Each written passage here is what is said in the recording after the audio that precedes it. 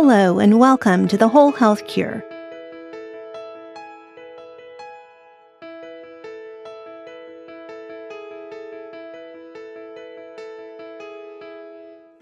Our conversation today is on the connection between the mind and the heart. And I'm joined by Dr. Jonathan Fisher, a cardiologist, certified mindfulness teacher, and wellbeing and resiliency leader supporting a team of 38,000 people. He's also the founder of Mind Heart Now, LLC. He co-founded the Ending Clinician Burnout Global Community and organized the world's first global summit dedicated to ending clinician burnout. Dr. Fisher completed his medical training at Mount Sinai School of Medicine in New York City and Harvard University.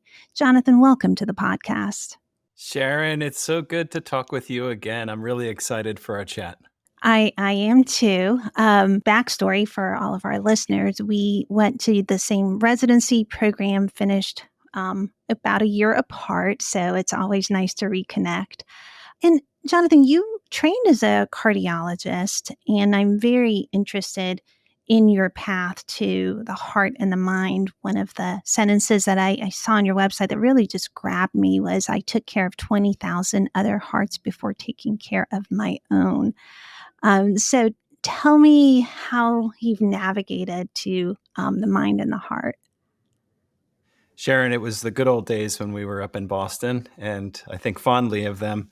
And if I could go back and maybe spend a day with the residents, that was us, there were some things that I'd like to share.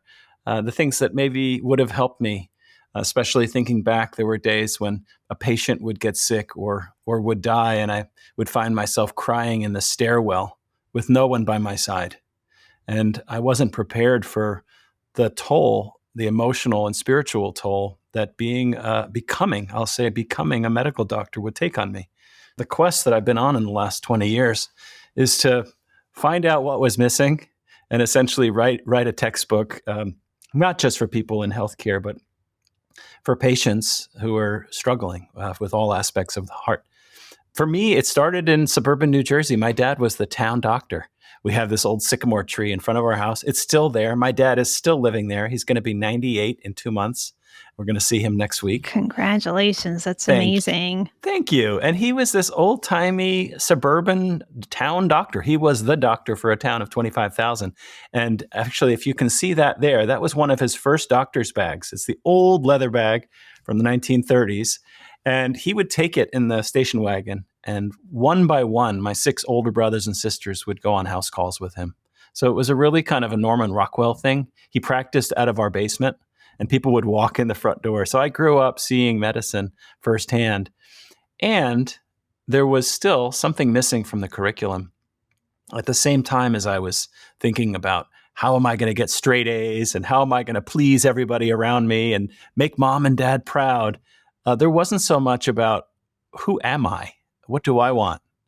What are all these feelings that are happening inside of me that I'm sort of ignoring or shunning away and stuffing down? And so my naturally cerebral, kind of nerdy personality got me a long way. And it left me with a sense of feeling separate from other people. Like I was stuck in my head. I had a very active mind and was always, making up stories and trying to explain things. And that active mind was keeping me isolated and really separate. And I found myself pretty lonely, beginning later in high school and even throughout college, which led to, and I didn't know it was at the time, but led to depression. And at least in my family and the way I grew up, it wasn't okay to talk about being depressed or feeling depressed or even admitting to anxiety or nervousness because I come from this high achieving family and we just didn't talk about these things. And so I had this huge imposter syndrome when I got to Harvard. And now later on, I find out I'm not the only one. I think a lot of our residency classmates would identify with that. I hope so. I think we should just share a little more openly because it would take some of the pressure off the current medical students and current residents, because bottling that up for so many years is what eventually led me to not only burnout as a cardiologist. I mean, I was barreling down the hall of my clinic, just not even 10 years ago and ignoring my staff and trying to get from one patient to another as fast as possible. I was miserable. And I got a review one year. The office manager brought me in, and I remember I was seeing 2,000 to 3,000 patients a year. I was on call overnight every fourth night, exhausted. And the feedback was, nobody likes to work with you. Oh, goodness. And that's the last thing in the world I wanted to hear. And that was a real reckoning for me to say, how did I become this person? Was it just the toxic healthcare system? Was it what's driving all the burnout? Or were there some things that I was ignoring in my life? And it turns out it was more of the latter. It was more not being fully honest with myself about some of the challenges I was facing. Here's a heart doctor who's stuck in his brain, and the brain is just giving him lots of anxiety and some depression. And so I decided to make it my life's mission to help my patients, because I was realizing, and you know this as a lifestyle medicine expert, that at least 60 to 70% of our patients' symptoms and conditions, and those with chronic disease, have some layer of either emotional, unresolved feelings, some lack of social connection, or something broader than that, some lack of spiritual connection. And it really became interesting for me to research this connection between our thoughts and our feelings and our beliefs and our physiology, the physical heart. And that was what got me started about 15 years ago. Oh, and I think a lot of people from really any field can relate to that, because some of it is the process. You are told what to do in school, then you are told what to do in graduate school, and you start working for an employer and you're told what to do, and stopping to actually ask the question, what do I want? That difference between the cerebral and the heart that you mentioned. I think, a lot of people actually go many years into adulthood without asking those questions. So I think a lot of people can relate. When you made that connection and got that feedback, um, what did you do to start making changes?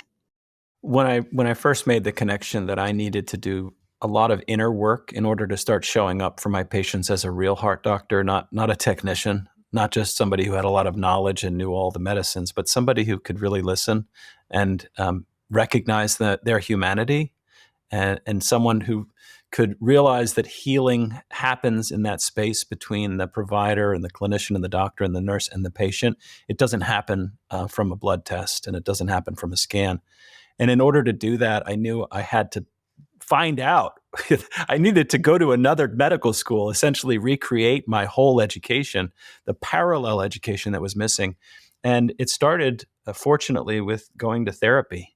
I remember, Sharon, when I was a resident at the Brigham, I finally was given the courage by my sister and best friend, Andrea, who saw how much I was suffering. I was just exhausted and I was lonely. And she said, Jonathan, can you just be kind to yourself? Be kind to yourself. And this is before the whole movement in self-compassion was happening. This is now 20 years ago plus. And she was the one who gave me courage to seek help and go to therapy. And that's not a cool thing to admit. And so I did not want you or any of my other co-residents to see me going to a shrink. And so in the winter in Boston, I would bring an overcoat and I would fold up the collars so that people wouldn't see me in profile going into the doctor's office. And so that's what began it. And I spent a year really looking at my childhood, looking at many beliefs I had about my role in the world and the beliefs that I was holding on to and the patterns of behavior that were keeping me separate from what I really wanted to experience in my life, which was just love and affection and joy. And that's what started the path. And the second piece of the path was a good friend. I was at her brother's funeral, and I had just lost my sister, Andrea, the same sister who had helped me seek therapy. She So was diagnosed. sorry. Thank you. She was diagnosed with a brain tumor that was inoperable when she was in her 40s. And so I was in my grief and my friend was in her grief. And she said, here's a book. And it was by a Buddhist nun, of all things, someone named Pema Chodron. And the book is called When Things Fall Apart. And I said, I don't know what's in there, but that's what life feels like right now. I was pretending to be this smart, Harvard resident and trying to pretend like I knew everything, and it wasn't getting me where I needed to go. And I had just lost my sister. And in this book, she said, your suffering will only begin to disappear when you can abandon all hope that there's anywhere to hide. Oh, that's powerful.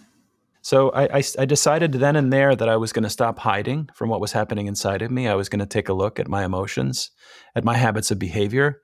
And that led me down the path of meditation, mindfulness, positive psychology as a framework for living a good and happy life, which is what I wanted, and as well as mind-body practices like yoga and tai chi, qigong, etc. And one thing led to another. I became a certified teacher. I went to Oxford in the UK to get training in how to share this. And now I share it with thousands of healthcare workers in my own system and with all of my patients at the end of each visit. Wow, that's amazing. And Jonathan, the heart-mind connection. So, can you explain the connection? The explanation goes back 3,000 years. As a cardiologist, we look at scientists through history, like Galen, who was a Roman doctor. He's one of the early doctors, and he did dissections, and he was the first to discover that the heart was actually pumping blood. Before we did a cadaveric exploration, he did it on animals. We didn't know that. And so most spiritual traditions from around the world actually believe that the heart was the source of our emotions. Aristotle believed it too.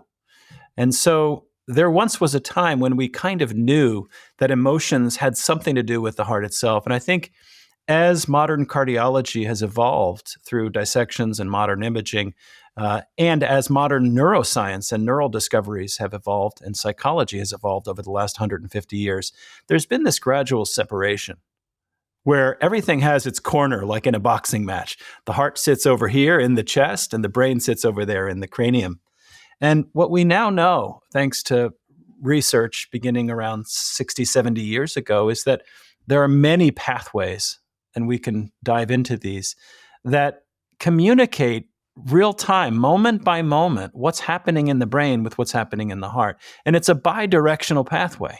In fact, there's possibly more information coming from the heart itself feeding into the brain than in the other direction. And so we have this now with imaging studies. A lot of it is based on mind training and what happens to the heart during certain mental training activities, like meditation, tai chi, yoga. Some of it is a new cross-pollination between the field of positive psychology and cardiology. Thousands of research papers now showing that positive psychology, in other words, the science of mental and emotional flourishing, directly supports our physical health. And it's actually a pillar of lifestyle medicine, not just stress management. I would go much further than managing stress. I would say living a flourishing full life has plenty of data now, which is what I bring to my patients. And I try to bring this to my colleagues, whether we're talking about emotions of love, experience of empathy, compassion, awe, gratitude. There is a literature now showing improved cardiovascular health with these. And it's by way of three broad mechanisms, which we can certainly discuss. Absolutely. And the mind-heart connection, the heart has its own nervous system, really, right? Like there's literally a connection that lends credence to this historical perspective that emotions stem from the heart. Can you explain that more? You mentioned that there are more inputs, vagal inputs from the heart to the head. But can you explain that connection? Because I think intuitively, when we say, "Oh, we love someone," we always point to our heart. But of course, the heart is an organ. And how do we come about thinking that we hold emotions in this organ? Okay, so there's two parts to that. One is, why do we feel our emotions in our chest and our heart? And the second is, how are the mind and heart connected? How do they communicate with each other? The first one is obvious and it's easy, but we don't think about it. And the reason for this is that the brain does not feel. So I can't, if you're saying something warm to me or you're smiling at me and I'm feeling really good, I'm not having a feeling in my left prefrontal cortex right now. There's no sensation that's there. There's information, there's signaling that's happening. What I am experiencing, though, is in my body. And this is how we evolved over millions of years. Uh, Despite what I was taught as a kid, where the intellect and your brain capacity is all you need, we actually evolved to need our feelings to direct us towards action. And so the heart, just like the gut, we can have a gut feeling, we can have a heart feeling, we can feel our spine tingle, our hair can stand on end, piloerection. These are all actual physically palpable experiences. And there was a wonderful study done in Finland looking at cultures around the world. And what they did was they had people experience the most common emotions, whether it was love, joy, anger, and they asked everyone to draw a map of their body, literally a heat map of their body, while they're experiencing, you used the example of love. And what was interesting about this study is they found a remarkable agreement, whether you were in East Asia or America or in Europe, of exactly feeling the same thing in the same place in the body.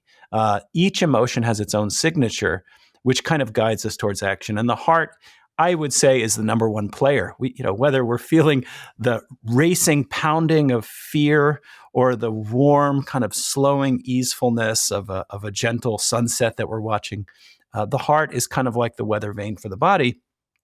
And then that's what we call, now we're talking about emotions. Emotions begin as emotions. It's a primary experience of just a gut reaction that we're wired for. And then these signals travel to the brain, many of them through the vagus nerve, others through sensory inputs. And the brain then interprets whatever sensations are happening. And there's a good science now that also shows many of our symptoms happen because the brain misinterprets that initial signal. Because we're living so separated from our own bodies, from our own hearts, we get the signals wrong. We think we're having a heart attack when we're really excited to meet somebody. And so there are signals to the brain. Then the brain decodes them, makes up some story about what's going on. And then there are three pathways by which this cycle then escalates. So an emotion, a feeling in the body then becomes an emotion in the mind based on the story. And what happens then is our mind changes. So we have neurochemicals that are released. So whether it's the amygdala itself is a central part of the brain. The amygdala is responsible for our initial fight or flight reaction. There's a flood of epinephrine, dopamine, and then there's cortisol that's released. So in the brain, there's this sort of emotion neurochemical pathway that happens. The second of the three sort of parallel pathways that happen in an instant when we're having a feeling happens in the body itself. So the purpose of these chemicals in the brain is to move the body towards either evasive action or towards some resource. And so our heart then quickens. Our lungs breathe faster. Our pupils may dilate or constrict. We begin to perspire. Our stomach acid increases or decreases depending on our level of stress. And then finally, sort of what I think is the most important of these three links between the mind and the heart, our behavior changes. That's the point of emotions. And so we start to behave in ways that are either life-affirming, health-supporting behaviors, or often if we're feeling a contracted emotion, which I call a heart-breaking emotion, over periods of time, we start to behave in ways that are what we call maladaptive. We start to behave in ways that separate us from other people, that increase our loneliness just when we might need social support, that cause us to comfort eat, to sit on the couch, to binge watch Netflix. And so these are the three pathways where the mind speaks to the body and our behavior, and the heart itself, all the while, through its own neural network, is communicating directly back to the brain. So, in terms of influencing these patterns, the inputs that we're sending to our brain are obviously things that we want to be more aware of and really alter, right, to change the outcomes. What are practices that a person can do to help these communications?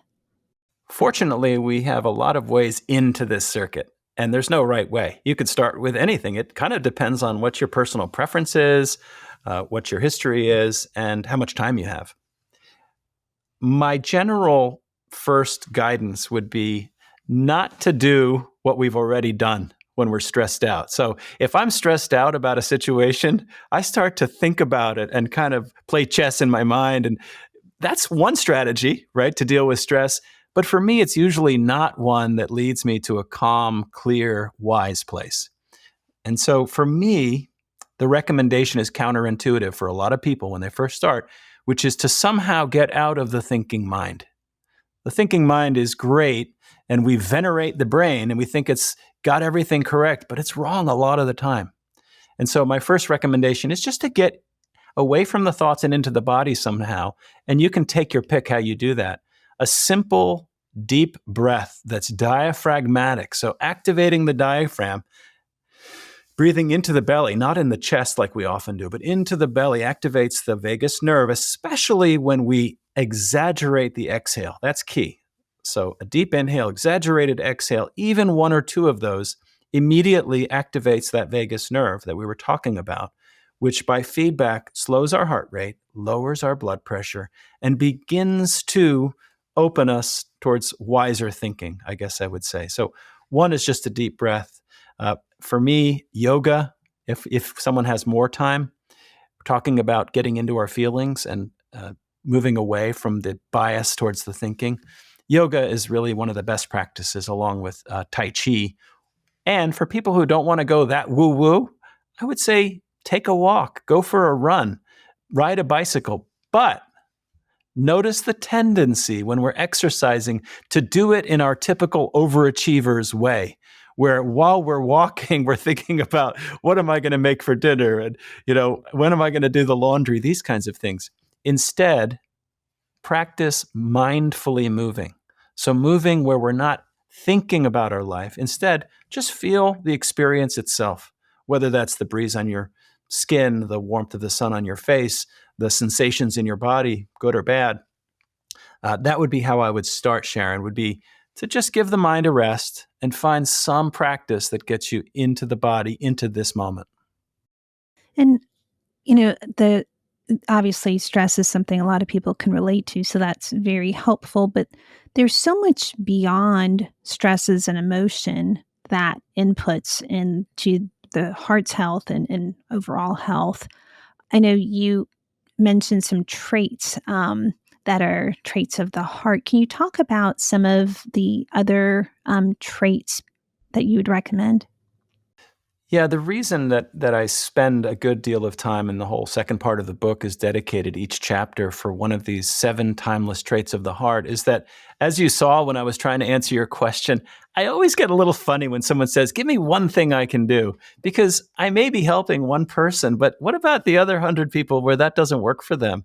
And what about the idea that it suggests that all I have to do is one thing and that'll set me down the right path? So for me, I found my own healing process a little more nuanced than that, took a little more work.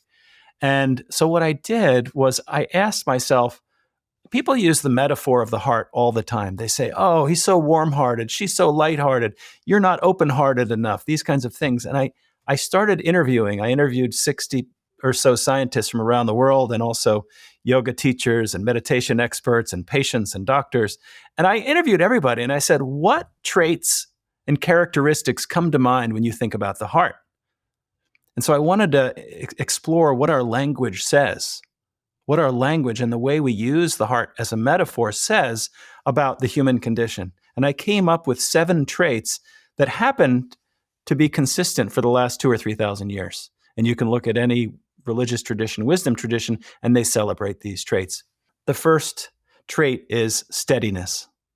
And we alluded to that a minute ago, which is that simple step of dealing with stress. Like you could write a whole book about dealing with stress, but that's just chapter number 6 is about how do we steady not only our hearts, steady the 4 dimensions of the heart, as I speak about in the book, the physical, the emotional, the social, and the spiritual heart. So before we can connect and be empathic and lead to a kinder world, we have to each do a little work to steady our hearts. The second of the traits is a wisdom. So we have to have some sense of wisdom, which means intuition, which means checking into our bodies, knowing right from wrong, what's going to be healthy, choices, what's not going to be healthy choices, what's going to lead us towards happiness and what's going to lead us away. We often get that wrong. So we have to develop wisdom. And then once we have wisdom and steadiness, we want to develop an openness of our hearts. We can't connect with others without that open-hearted quality, which now leads us to kind of the fourth trait, which is wholeheartedness. So wholeheartedness just means, number one, reconciling or reckoning with our past. We all carry this baggage from childhood. Some of us don't even know it. And when I'm meeting you, I'm actually talking to somebody in my past, and I'm projecting that onto you. Wholeheartedness also means putting our devices down. It means not giving you half of my heart. It means putting this away and being fully present with you throughout our interaction, feeling what you feel and communicating with you. And then once we can have that wholeheartedness, there's something that I was lacking, and many people pleasers lack. Those of us who maybe were taught that our opinion didn't matter at some point. It's courage. And so I spent a good deal of time, a couple of months, researching the sources of courage and the science of courage and where it comes from and how to develop it. And so that's the coolest one, because the word courage itself, from the Latin cor, it means heart. Back to your question, the ancient Incas, the Mayans, they believed that courage was rooted in the heart. And I'm trying to show how it actually is in some way by this two-way flow of information from the heart and brain. And then after courage is lightness. I love lighthearted people who have a twinkle in their eye and a smile on their face. And I was not that person for at least 15 years. And so I wanted to get that back. And this is where I go into the science of positive psychology, which really helps us live with lighter hearts. And in each chapter, I explain not only do these traits help our emotional hearts, but the physical hearts as well. And there's about 350 scientific references at the end of the book where I show all the research on this. And then the final chapter, the final of the 7 traits, is for me what the book is all about. And everything else you could throw out, but you can't get there without developing those. And that's having a warm heart. I want to live with a warm heart. I love being around people who are warm-hearted and kind. And so that chapter is about what gets in the way of our natural capacity for empathy, compassion, and love. And once we see those obstacles, how do we remove those obstacles, and how do we strengthen our natural abilities? Jonathan, when somebody goes through these traits and does the practices to adopt these traits, the heart has an ability to communicate that. So if you build warmth in your heart, you can make me feel warmth. How does that connection between the heart work? I love that. The heart has what I like to think about. There's at least 2 different dimensions or axes of the heart. There's what I call a vertical axis, which is your physical heart, as we've been discussing, is connected with your emotional, spiritual, and social heart. What you're talking about now, which is the really fun part that I can use to help my patients and help anyone that I'm with, is this other dimension of the heart, sort of the horizontal axis. Because of the way that you and I are wired, Sharon, over millions of years, and because of the central role of the vagus nerve, the vagus doesn't just connect the brain and the heart and the intestine. It also controls aspects of the face and of our expression, and even of our ability to hear tiny changes in the pitch of someone else's voice. So what we're speaking about is this idea of emotional contagion. Emotional contagion was described in the 80s by sociologists, and it really is this thing that says, whether it's an organization or a family, anytime one person walks into the room, the emotions of the room can shift. Other people feel it in their bones without any words being said. Now, that's what's happening. You're asking, how does that happen? It begins with micro expressions that are often subconscious. So I may want to put on a, quote, good face when I'm with my team at work, but if I'm feeling hostile or cynical or frustrated, it's going to come out in ways that my teammates are wired to have a BS detector. And so immediately there can be a shift in their own bodies. On the other hand, if I practice steadying my own heart before any situation, it shows up in my face. If you measured my blood pressure and heart rate, there would be a slowing. There would be an increase in my heart rate variability, which is a sign of cardiovascular health. When I show up that way, there are nonverbal cues that everyone around me picks up on, and their body, their mind, their heart then go into this conversation within themselves. And there's research that shows that singers in a chorus can have a synchronization of their heart rate when they're breathing or singing in a certain way. And so it's just a fascinating area, Sharon, all these unspoken, invisible cues. And bottom line, the reason this is important is that when I walk into the exam room and I'm with a patient, I am very careful to be aware of how I'm showing up in that moment. Because if I want to be a healer and help them heal, I need to help them regulate their nervous system for the healing to really happen, and then to show them how to do it. I think it's so profound the way humans uniquely communicate. And I think it's just so powerful that the nuances of that communication in ways that, like you said, like everyone has a BS detector, it's like built in. And all the more reason to work on these traits in our own hearts, if not for yourself, for other people. I love that. Yeah. And I want to add to one thing you just said there. You said, if not for yourself, then for other people.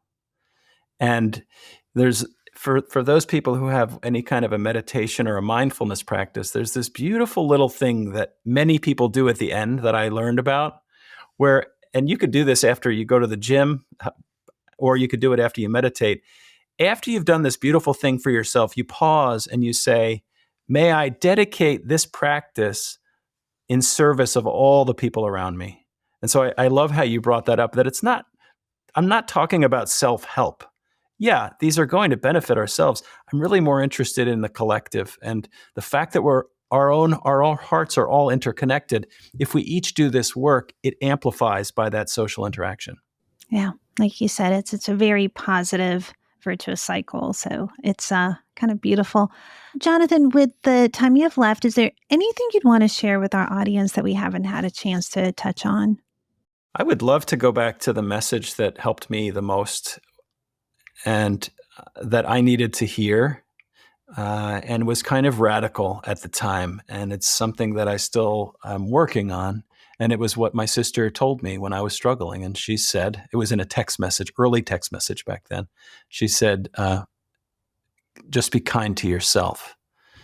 And for those people who already are kind to themselves, you know what it's like. But for the rest of us who are so used to go, go, go, achievement mindset, pushing ourselves harder and faster, not speaking up for ourselves when maybe we ought to.